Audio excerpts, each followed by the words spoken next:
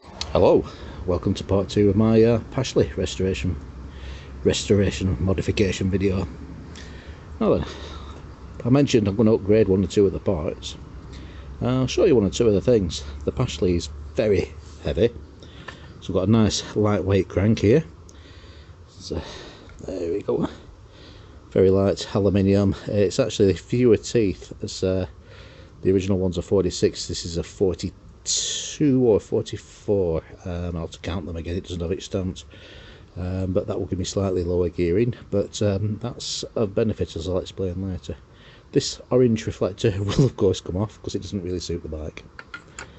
Now then, I've got a stand that will require a little bit of welding to the frame, so that will probably be a video in itself.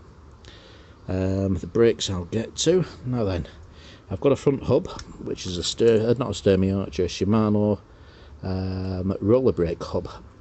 So I need to lace that into a wheel. That's for the front, and until I can get that laced into a rim, I'll use a caliper brake on the front. So I've got a 700C rim that's capable for use with caliper brakes, and that will suffice for now until I can build the rim. Now then, roller brakes. If you look inside, if I squeeze these two together, you'll see that rotate in my own shadow here.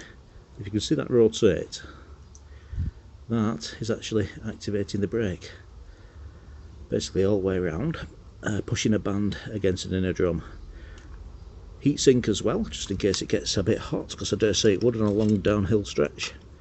Needs a clean, but that will go on this, which is a 700C rim. I've got basically a Shimano 3-speed hub in there. Works slightly different to the Sturmey Archer that's already on.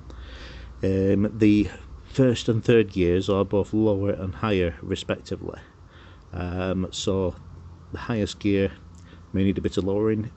Thankfully the Sturmey Archer sprockets actually go straight on, so I could put a Sturmey Archer sprocket on there with slightly more teeth. That combined with the lower teeth on the front should allow me to use the top gear in most flatland situations and not just have to rely on it for going downhill. Handlebars I mentioned I'll have to change, so I've got some nice alloy bars there. Good, not quite a decent bend on them, a good pullback.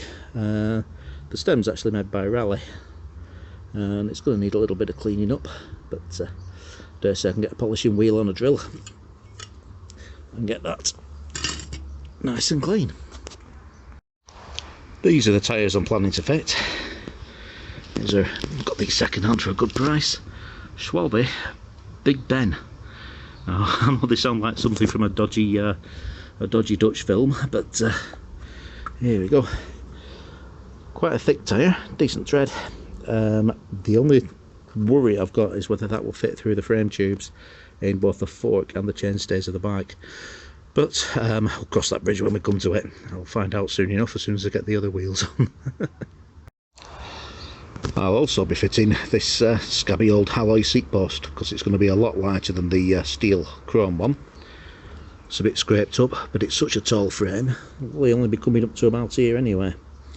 The old knackered seat is going to be used for while I'm working on it upside down, because I don't want to ruin my Brooks saddle. Obviously I'll need things like brake blocks for the front, new cables, and well, I've got the tyres, possibly inner tubes as well, but we'll see. So hopefully I should get working soon.